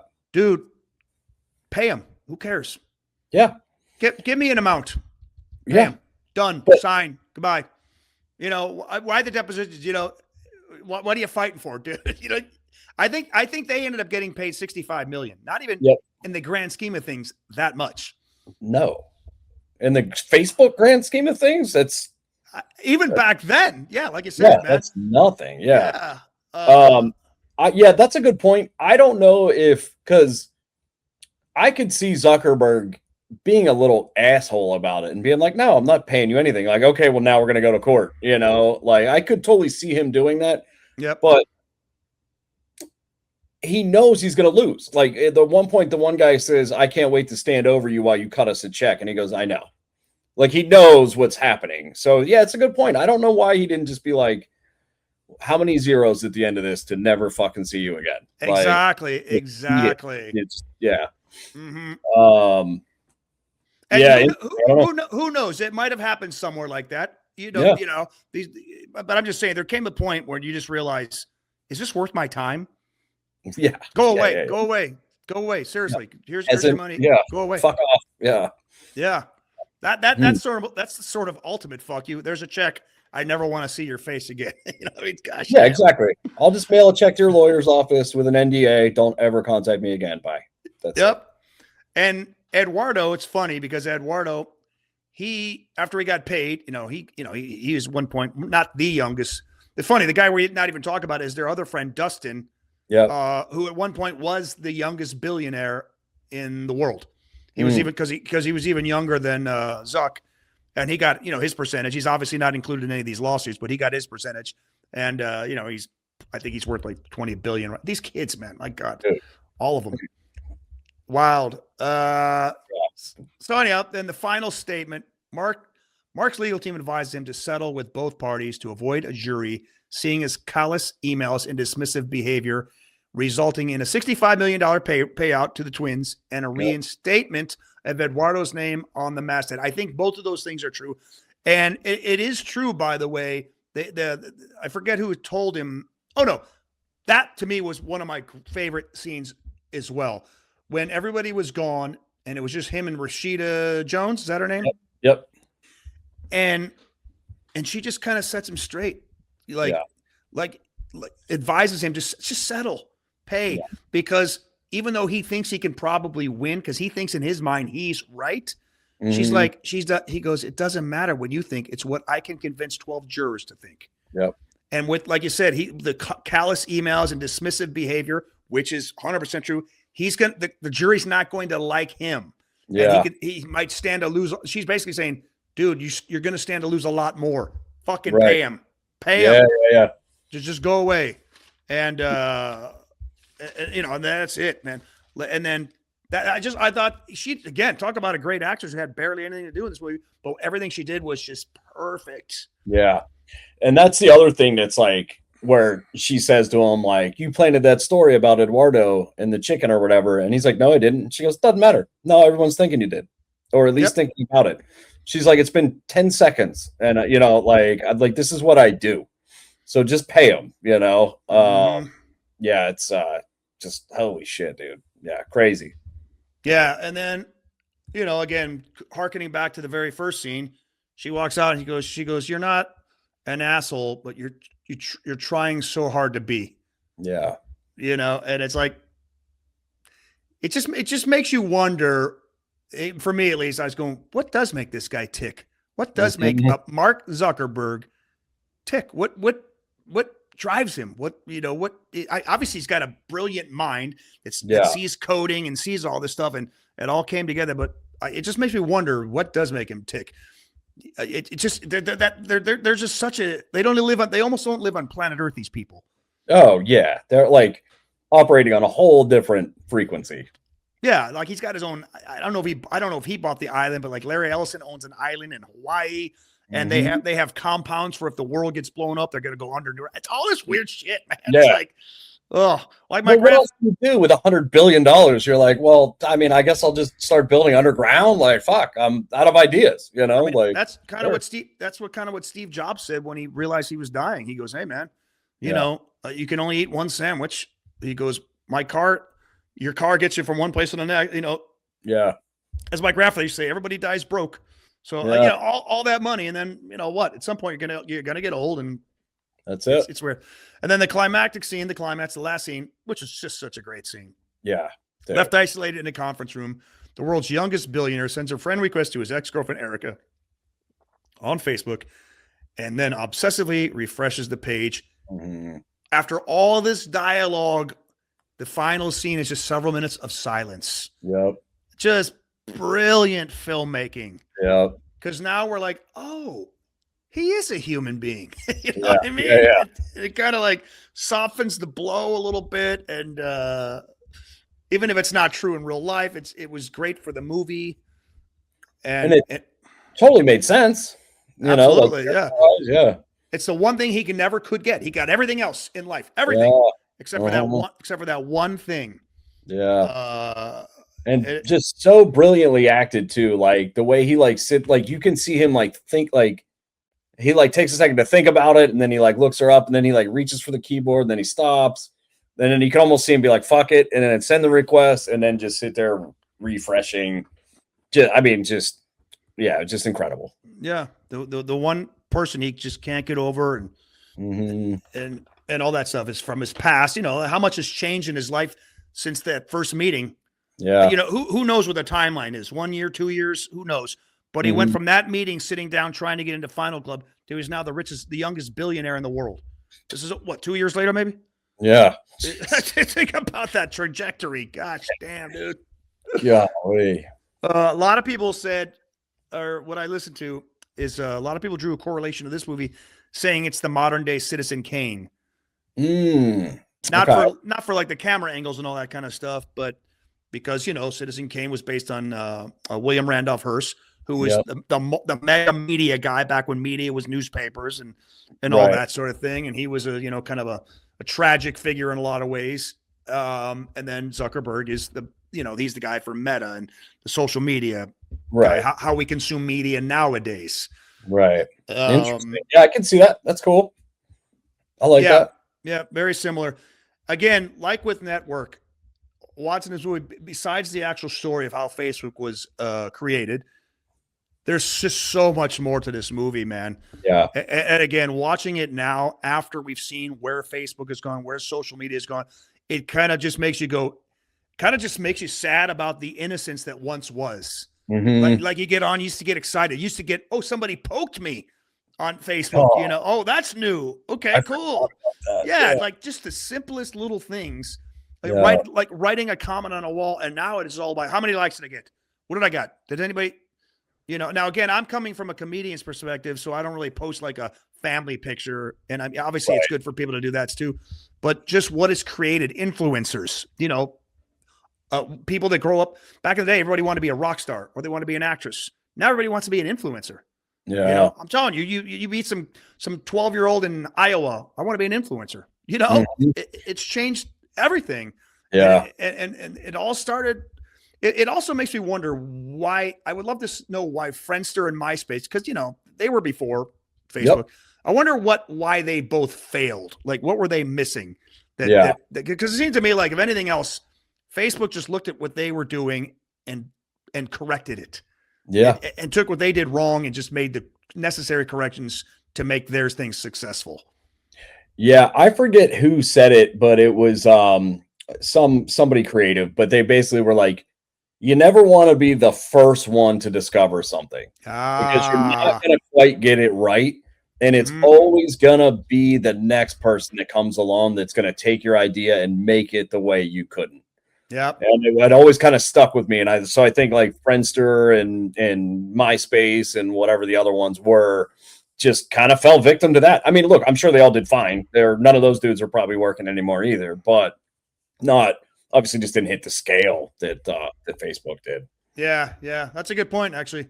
I always wonder whatever happened to Tom. Where is he? I've heard he's living in an island somewhere. Some Tom from MySpace, you know?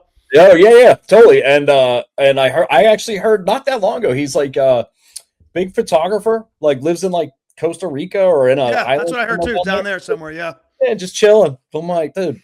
And that's what I'm saying. Hey. Once you get your money, like I'm going, if I had all that money, you know, Zuckerberg now, again, you might, what makes this guy tick? Now he's big. He's like, he was always a nerd. Now he's a big jiu-jitsu guy and he's a super hardcore trainer, which I respect. Yeah. You know, he's doing, you know, him and his wife, they like I said, happily married. Yeah.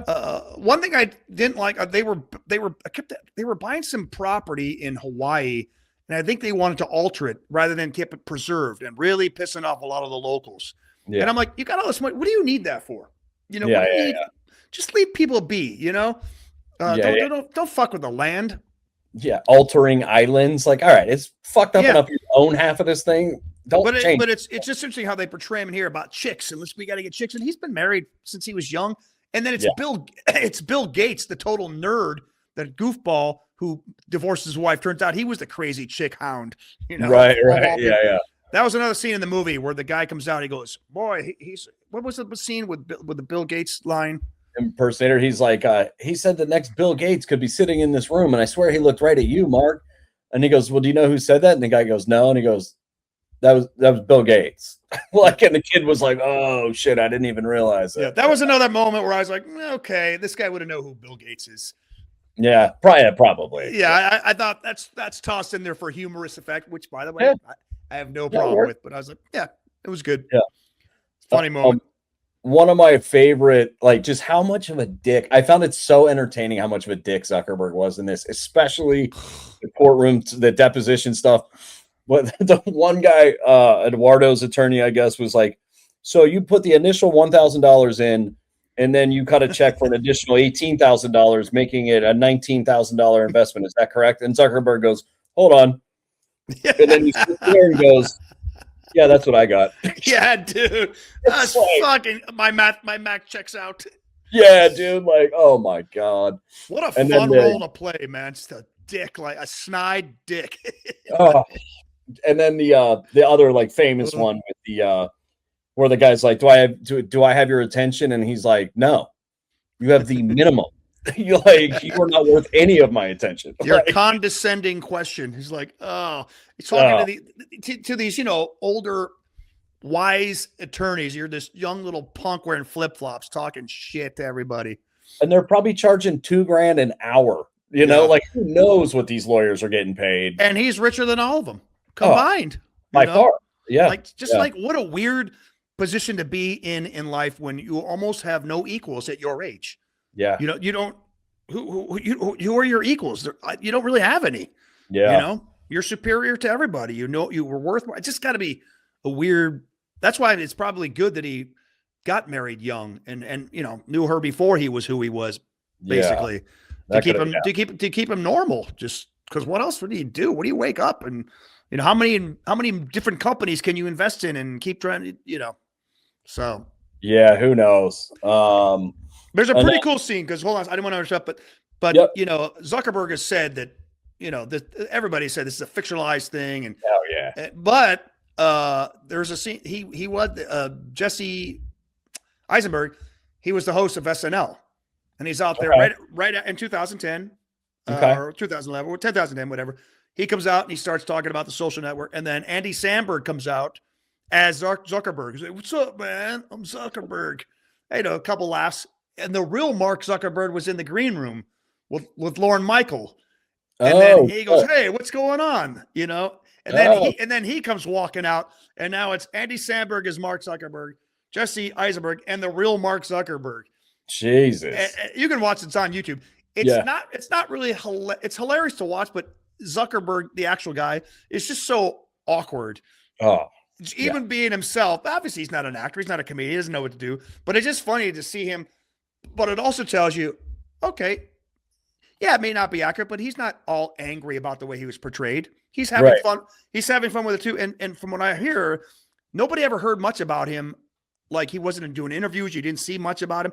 But after the movie came out, he kind of made it a point to be a little more present, to humanize himself to work to the world.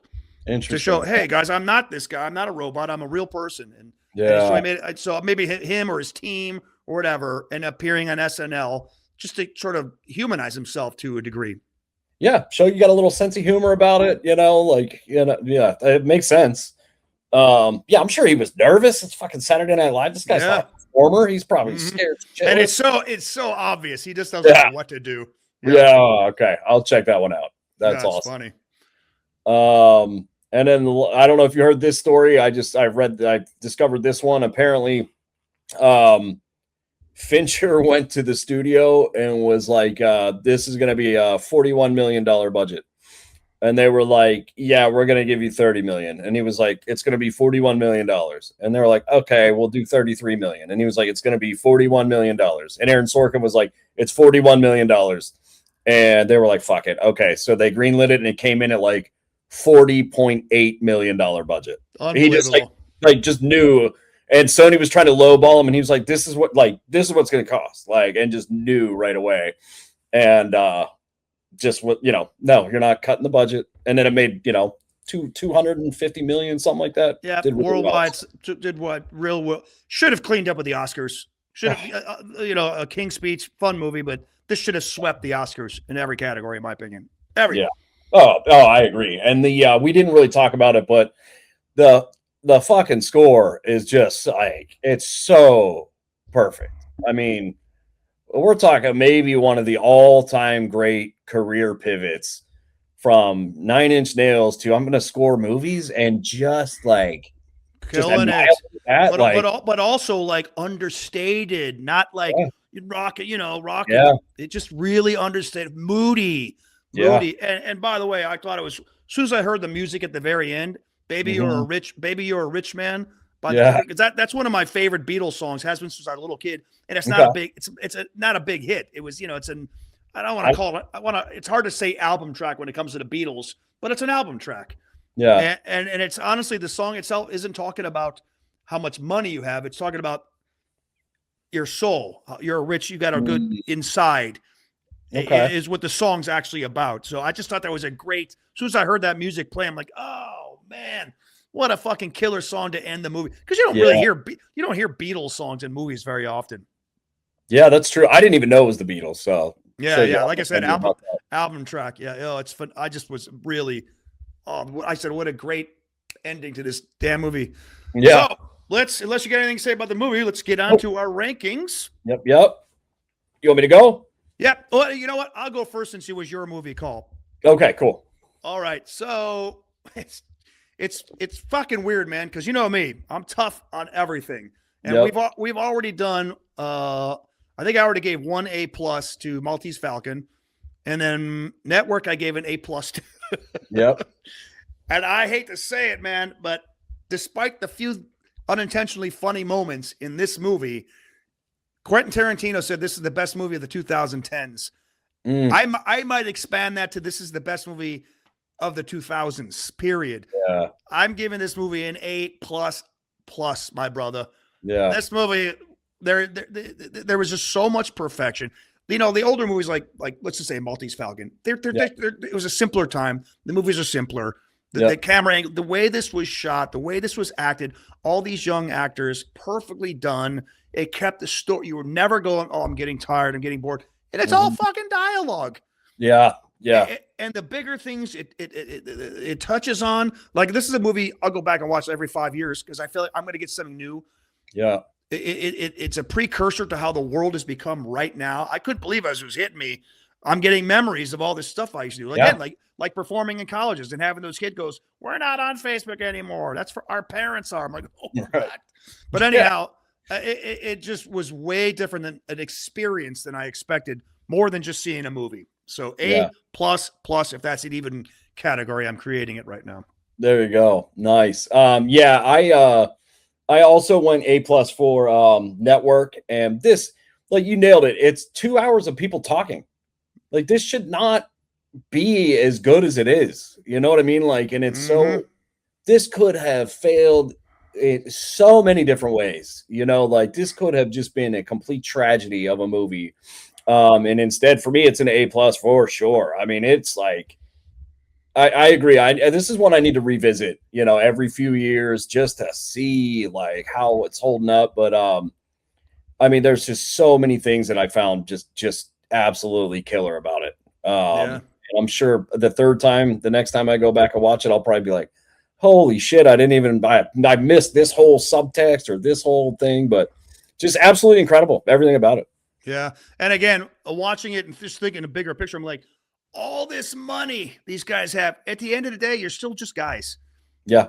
Like Steve Jobs said, you still get in the car. You can only have 2-3 meals a day, no matter what. Yeah. You can go buy islands or, what gets you going? Mark Zuckerberg, I believe right now he's 44 years old, maybe 42. I mean, he's like, what? It feels like he's been around forever. He's only his mid to early 40s. It's like, I just would be fascinating. I'd love to see him watch this movie and say what's right and what's wrong along the line.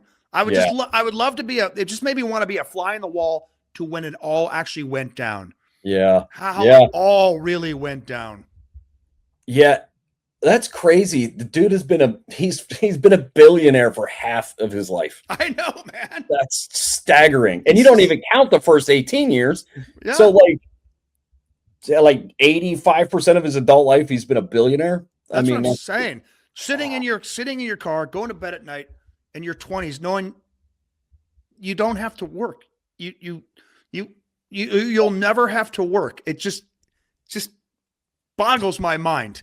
Because we are put on this earth to work. That's what we're put on earth to do. And all of a sudden, that's not something you need to do. It's like, whoa, well, what do you do? What gets you going? Yeah. Yeah. I mean, yeah. And then like nobody in his family's dead. Like, I mean, for the next 300 years has to work. You know what I mean? It's not like just him. It's just like, dude, it's incredible. But yeah, great movie. And a really fun rewatch for me, for sure. Absolutely. Cool. All right. Well, we'll get to my movie for next month. Oh, by the way, this is essentially a movie podcast where we switch movies pre-1980 and post-1980 every month. We alternate. And I pick the old movies. Chris picks the new movies. So for next, I'm curious to see if you've ever seen this movie or even heard of it. I'm trying to debate whether I think you have or not. Okay. But it's not the obvious choice. We've just hit two pretty hardcore ones in a row. Yep. So we are going to go, I forget the exact year, but Murder by Death. Oh, shit. I definitely never saw that. I was wondering, I go, has he seen this or is he? I figured it was either one of those, oh, yeah, dude, it's one of my favorites, or never heard of it. It was going to be one of those two, I figured. Yeah. I mean, I'm in on the title. I mean, that's all right. Sounds very, good. Very niche movie. My dad not made me watch it, but my dad turned me onto it. I watched it with him when I was a kid. And it's 1970s. Okay. And so I won't say anything more about it, but I wondered if that was in your wheelhouse or not. But no, I missed that one. Certainly a change of pace from the ones we've just watched. Yeah, which is good. That'll be good. Oh, yeah. All right. Well, this is Johnny Cardinelli, and you are Chris Weibel. And this is A Century of Movies podcast. We thank you for listening. Please like, subscribe, send us an email. You can find us at social medias, both of our names right there. All of our social medias are right there. And leave us a rating, 5 stars, please. We'd love it. If you have any comments, please send us comments too. Comment on the videos. And we'll see you next month. Later. Yep. See ya.